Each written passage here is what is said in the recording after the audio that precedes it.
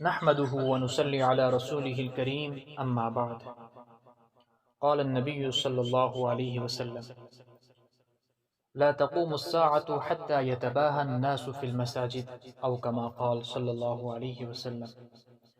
نبی کریم صلی اللہ علیہ وسلم نے ارشاد فرمایا، قیامت اس وقت تک قائم نہیں ہوگی جب تک لوگ مساجد کے بارے میں ایک دوسرے پر فخر کرنا شروع نہ کر دیں. مساجد کے سلسلے میں مباحات کی معنی ہے ان کی تعمیر، آرائش، زیبائش، بلندی اور ان کی چھتوں کی اونچائی پر ایک دوسرے پر فخر کرنا. اور یہ فخر کرنا بسا اوقات قول کے بجائے عمل کے ذریعے بھی ہوتا ہے. مثلا مسجد کی زیبائش اور اس کی عمارت کی بلندی میں مبالغہ کیا جائے.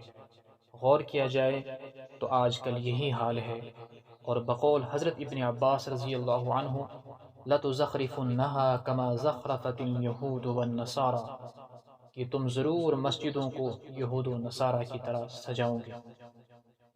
دل کو منتشر کرنے والے رنگ برنگ ٹائل، دل فریب فرش اور قیمتی پردے اور دوسرا زیب و زینت اور آرام کی چیزیں مسجدوں میں موجود ہیں، اور ان دنیاوی چیزوں نے مسجدوں میں پہنچ کر اوقات نماز کے علاوہ مسجدوں کو بند کرنے پر مجبور کر دیا ہے، اور حفاظت کے لیے مستقل نگرانوں اور پہرے داروں کی ضرورت پیدا کر دی ہے.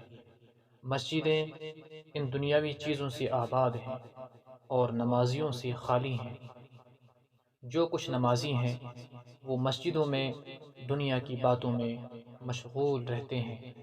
مسجدوں میں نہ خوش و خضوع والی نماز ہے، نہ تعلیمی حلقے ہیں، نہ دینی مشورے ہیں، نہ ذکر و تلاوت ہے. حالانکہ مسجد رسول اللہ صلی اللہ علیہ وسلم اور حضرات خلفائے راشدین کے زمانے میں دین اور دینیات کی ترقی کے کاموں اور اس سے متعلق مشوروں کا مرکز تھی. کنز العمال کی ایک حدیث میں ہے کہ جب تم اپنی مسجدوں کو سجانے لگو اور قرآن کو زیب و زینت کے طور پر رکھنے لگو تو سمجھ لو تمہاری ہلاکت کا وقت قریب ہے. بیہقی میں ایک روایت موجود ہے کہ رسول اللہ صلی اللہ علیہ وسلم نے ارشاد فرمایا کہ ایک زمانے میں ایسے لوگ ہوں گے جن کی دنیاوی باتیں ان کی مسجدوں میں ہوا کریں گی. تم ان کے پاس نہ بیٹھنا، کیونکہ خدا کو ان کی کوئی ضرورت نہیں ہے. اللہ رب العزت ہم سب کو مساجد کا تقدس اور ان کا ادب و احترام نصیب فرمائے، اور جس مقصد کے لیے مساجد بنائی جاتی ہیں ان مقاصد پر عمل پیرا ہونے کی توفیق عطا فرمائے. والسلام علیکم ورحمۃ اللہ تعالی وبرکاتہ.